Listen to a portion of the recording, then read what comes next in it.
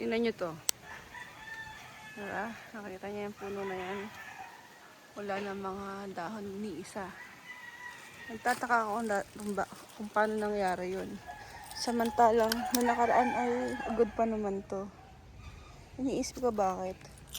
Ngayon, sabi ng tatay ko, dahil yan sa binalatang puno dito sa baba. Binalatang puno dito sa baba. Inisip kong ganun.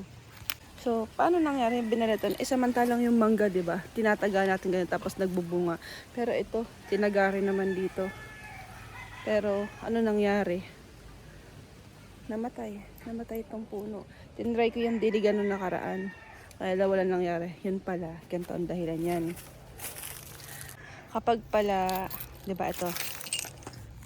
Ang balat ng puno o yung bark ng puno ay yung nagiging transport na mga nutrients from lupa papunta dyan sa taas.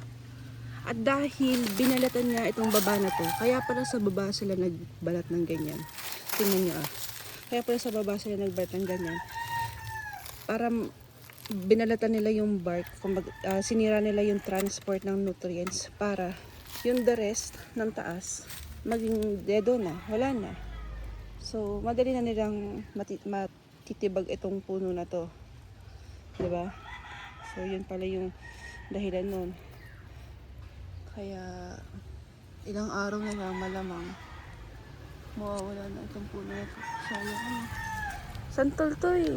Mayabong to, tsaka marami magbunga. Bata ako, wala pa yan. Naghagis-hagis lang yung mga tito ko ng mga buto-buto. Dati, hinagis as in pagkakain. Hinagisan na nila. Tumubo. O, edi yan. Ngayon, tingnan nyo. May isa pa silang target. Itong puno na to. Itong puno na to. Ayan o. Tinatry din nilang sirain yung transport. Sinira rin nila yung bark. Palibot. Diba, palibot. Inano rin nila yan. Tinatanggalan din nila. So, balik tayo. So, itong puno na to, good pa yan. Ayan. Mayabong pa. Pero kung tingnan nyo yung mga dahon. Nagsisimula ng parang matamlay yan. Piling ka matamlay. Kasi hindi naman yan ganyan dati. Tsaka, wala, nalulungkot lang ako. Kasi, marami rin ito magbunga eh. Ayan, tingnan nyo. Nagbubulaklak na nga yan.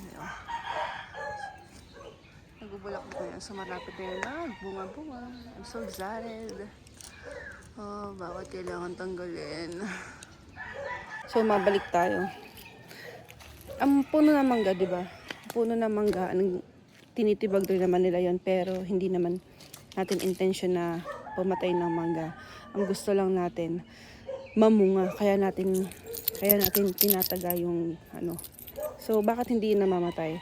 Kasi, ang sabi, yung way ng pagtataga natin do sa bark ng puno, sa bark ng mango tree, ay nagdudulot ng stress. Pero hindi masamang stress. Stress para mag-instinct yung puno na, tama ba yung word ko? Basta yung parang mag-signal sa kanya, sa buong puno na, bago siya mawala, at least makapag-produce siya ng maraming bunga para kumalat pa yung ano niya, yung kumbaga yung mga marami pang mangga yung tumubo. Kaya ang mekanismo nun, bunga pa siya ng marami. Yan pala yun. Wala lang, na-share ko lang dahil nga wala nang nabawasan isang santol dito. Maganda pa naman, maraming puno.